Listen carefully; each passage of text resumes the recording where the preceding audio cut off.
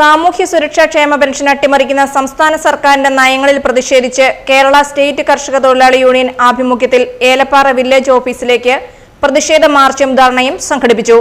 KSKTU area secretary VP John സമരം ഉദ്ഘാടനം ചെയ്തു.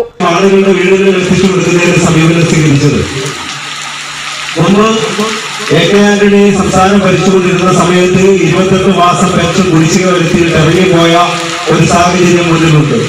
പിന്നീട് ഉമ്മൻചാണ്ടി ഗവൺമെന്റ് അധികാരത്തിലിരിക്കുമ്പോഴാണ് 18 മാസം പെൻഷൻ കൊടുക്കാതെ കുടിശ്ശികയാക്കി ഭരണത്തിൽ അറിയുമ്പോൾ ഇടതുപക്ഷ ജനാധിപത്യ മുന്നണി സഖാവ് പിണറായി വിജയന്റെ ഗവൺമെന്റ് അധികാരത്തിൽ വന്നതിന് ശേഷമാണ് പെൻഷൻ സർവീസ് സഹകരണ ബാങ്കുകളെ അടക്കം ഉപയോഗിച്ചുകൊണ്ട് വീടുകളിലെത്തിക്കുന്ന സമീപനം.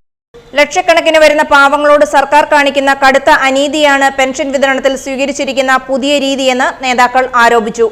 പ്രായമായവർ ദേശസാൽകൃത ബാങ്കുകളിൽ പോയി പെൻഷൻ എടുക്കണമെങ്കിൽ വിവിധങ്ങളായ ദുരിതങ്ങൾ അനുഭവിക്കേണ്ട സാഹചര്യമാണ് നിലവിലുള്ളത്. ജീവിതശൈലി രോഗങ്ങളാൽ ബുദ്ധിമുട്ടുന്ന വയോധികർക്ക് പെൻഷൻ കൈകളിലെത്തണമെങ്കിൽ കടുത്ത പ്രയാസങ്ങൾ സഹിക്കേണ്ടി വരും. കിടപ്പ് രോഗികളായ നിരവധി പേർ നാളിതുവരെ വീടുകളിലാണ് പെൻഷൻ ഏറ്റുവാങ്ങിയിരുന്നത്. എന്നാൽ ഈ രീതിയും അട്ടിമറിക്കപ്പെടുമെന്ന കടുത്ത ആശങ്കയോടെയാണ് വയോധികർ കഴിയുന്നതെന്ന് ധർണയിൽ സംസാരിച്ച നേതാക്കൾ പറഞ്ഞു. യൂണിയൻ ഏരിയ കമ്മിറ്റി അംഗം KS ചന്ദ്രൻ ചടങ്ങിൽ അധ്യക്ഷനായി.